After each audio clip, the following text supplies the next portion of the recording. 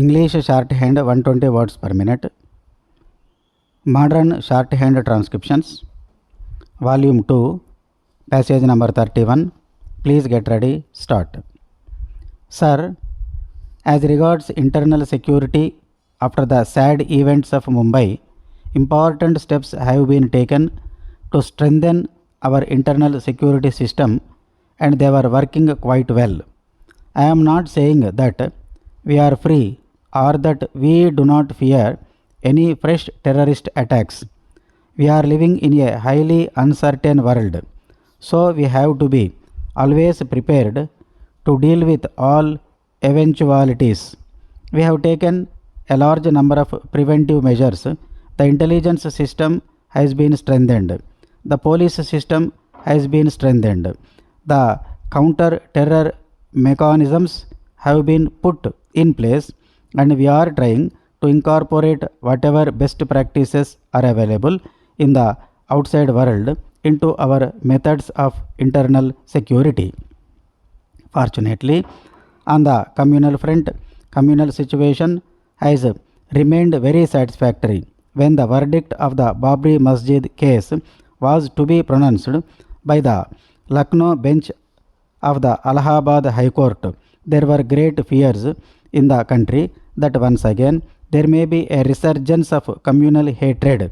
I thank and congratulate the people of India as a whole that no such incident took place as a result of that declaration.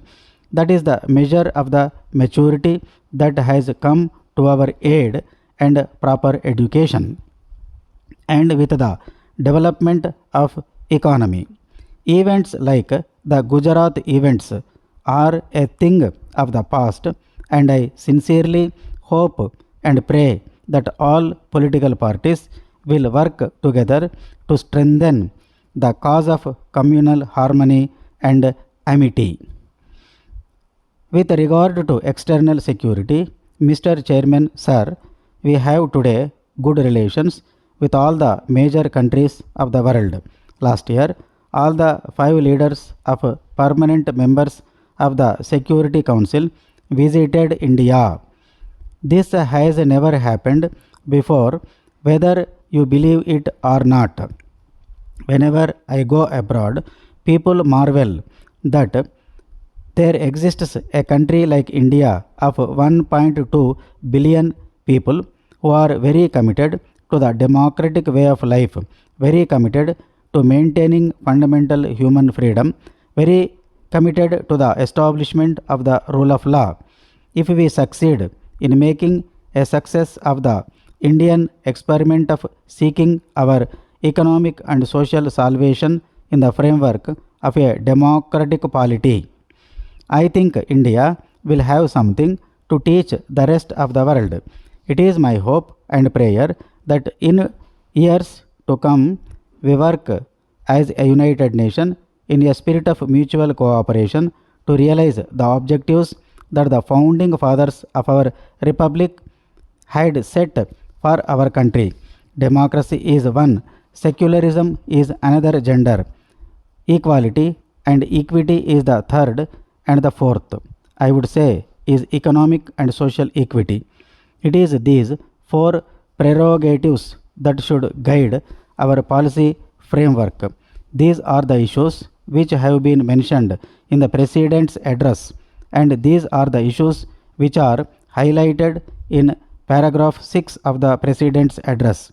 So, sir, I conclude by saying that we remain committed to the objectives and goal which were so dear to the founding fathers of our republic. Poverty eradication is our top priority, and it is feasible in this one generation's life. Together we must work hard and work with all sincerity to realize this dream of ours, the dream of the father of our nation, to wipe every tear from every eye. The poverty eradication in a reasonable time period is feasible today. We have the resources. If our economy grows at the rate of 8 to 9% per annum, and we are able to continue the present tempo of development in future as well. We will double our national income in 8 years. As a result of our persistent efforts, I am sure we will have more money to spend on education. We will have more money to spend on health. We will have more money to spend on social welfare activities. And we will have more money to spend on environment protection measures. These are the goals which inspire our government.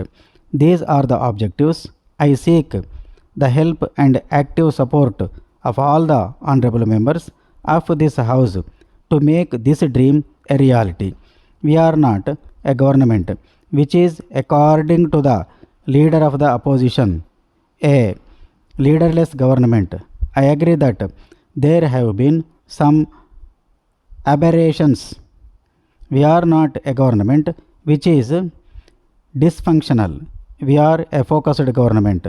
I do regret that those aberrations have taken place, but we have not lost sight of the long term goal.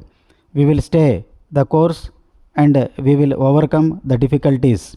In conclusion, I would thank all of you for giving me a patient hearing.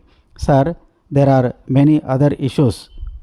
We are examining a case of money laundering under the money laundering legislation which has been inspired and mandated by the United Nations. I regret to see the performance of the finance minister the other day when he called the press conference to explain what is happening to the foreign money.